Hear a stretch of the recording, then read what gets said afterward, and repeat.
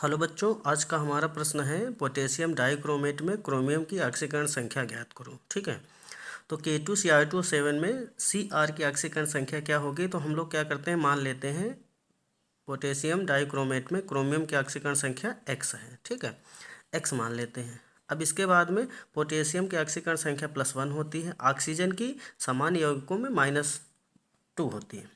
तो अब यहाँ पर देखो, 2 पोटेशियम इसलिए 2 से गुणा कर दिया जाएगा +1 का, प्लस एक क्रोमियम की ऑक्सीडेशन नंबर x, तो 2 क्रोमियम के परमाणु हैं इसलिए यहाँ पर हो जाएगा 2x। अब देखो 7 ऑक्सीजन के परमाणु हैं, एक ऑक्सीजन की होती है -2, तो 7 ऑक्सीजन है तो इसलिए हम लोग 7 से गुणा कर देंगे -2 का। पूरा आपका यौगिक जो है ना न्यूट्रल है, इसलिए बराबर के आगे क्या करेंगे, 0 लिखेंगे। अब इसके बाद में कैलकुलेट करेंगे तो 2 + 2x -7 -2 का गुणा करेंगे ना -14 आ जाएगा इक्वल टू 0। अब इसके बाद में 2x बराबर 12 मिल जाएगा, x बराबर 12/2 एटलीस्ट हमें मिल जाएगी +6 यहाँ पर वैल्यू। तो क्रोमियम की ऑक्सीडेशन नंबर K2Cr2O7 में आ जाएगी आपकी +6। इंपॉर्टेंट क्वेश्चन है, कई बार पूछा गया है कि पोटेशियम डाइक्रोमेट में क्रोमियम की ऑक्सीकरण संख्या क्या होगी। और वैसे भी बच्चों आपको बता दें कि क्रोमियम की अधिकतम ऑक्सीकरण संख्या +6 ही होती है।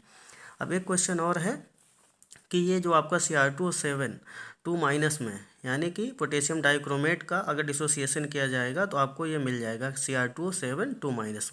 तो इसमें आपको Cr की ऑक्सीकरण संख्या अगर निकालनी है तो क्या करना पड़ेगा, चलिए देखते हैं। यहाँ पर ऑलरेडी हमने निकाल रखा है। अब देखो, क्रोमियम की ऑक्सीडेशन नंबर निकालनी है तो इसकी मान लेंगे x, 2 क्रोमियम के परमाणु है इसलिए 2x हो जाएगा। ऑक्सीजन की होती है -2, है ना, तो यहाँ पर 7 है ऑक्सीजन के परमाणु इसलिए 7 का गुणा कर दिया जाएगा -2 से।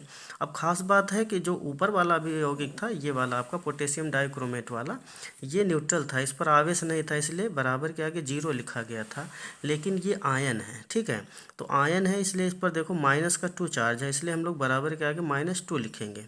ठीक है, तो इस तरीके से ये आपको यहाँ पर अलग चीज़ देखने को मिली। अब इसके बाद में सॉल्व करेंगे तो 2x - 14 बराबर हो जाएगा -2, या 2x बराबर -2 -14 उधर जाएगा तो प्लस का 14 हो जाएगा। तो 2x बराबर प्लस का 14 में माइनस का 2, आप माइनस करोगे तो प्लस का 12 बच जाएगा। तो इस तरीके से x बराबर हो जाएगा 12/2, और कैलकुलेट करने के बाद में यहाँ पर भी वैल्यू आ जाएगी +6। तो इस तरीके से पोटेशियम डाइक्रोमेट हो चाहे Cr2O7 2- हो, दोनों में क्रोमियम की ऑक्सीकरण संख्या कॉमन आई, कितनी, +6।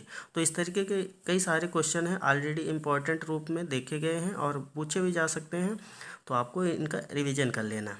और सिंपल है, अगर आपको कुछ तत्वों की ऑक्सीडेशन नंबर पता है, एक्सेप्शनल केस पता है, तो आप जिसकी निकालनी है ऑक्सीडेशन नंबर उसकी मान लीजिए x, और उसके बाद में जो बाकी आपके परमाणु हैं उनकी ऑक्सीडेशन नंबर पुट करिए और कैलकुलेट करिए, आपको भी ऑक्सीडेशन नंबर चाहे जो आयन हो चाहे जो यौगिक हो सबकी निकालनी आ जाएगी। तो बच्चों वीडियो को लाइक करें, चैनल को सब्सक्राइब करें। Thank you.